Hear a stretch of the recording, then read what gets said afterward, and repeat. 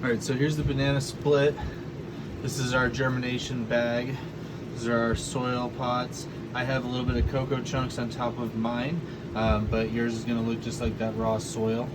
And so what you want to do is you want to clear this area out. You don't have to dig necessarily, but if you have a topsoil or you have something on top, you just want to make sure that your seed's not going to have to fight through it in its first few days of life. Okay?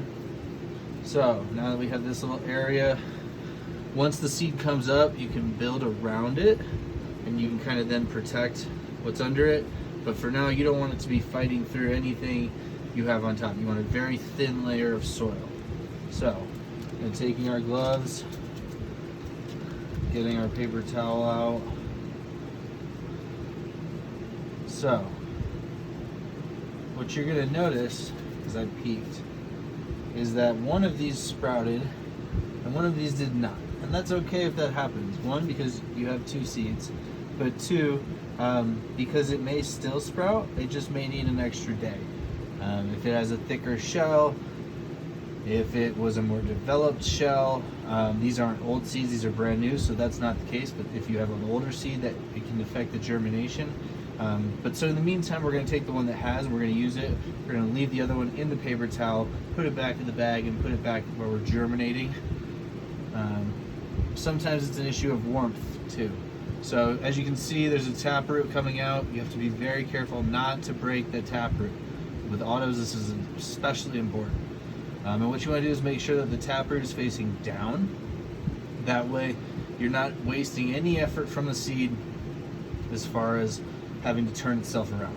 So, take our seed, putting it taproot side down, just gently.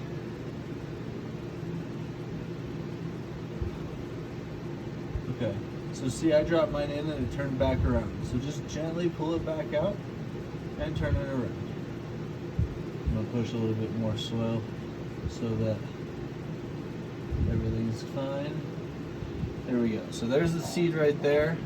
Taproot is facing down. I didn't push it in. It's sitting nice on top. And you can build a little bit around it. And then what you want to do is just cover it with a very small amount. I'm talking, a pinch of soil, just so it has some sort of protection on top. You do not want to press it down. You don't need to do any sort of maneuvering. Just leave it lightly covered. Let it have the coverage. Let it have the moisture around it. And then it's going to start to come up. Once you start to see a sprout, you can then more comfortably push kind of anything you have on top back around it. We're just trying to make sure it's a little bit further down since we're working with a tight space, and we want to make sure that it doesn't have to fight to get to the top. So, yeah, tune in for the next one.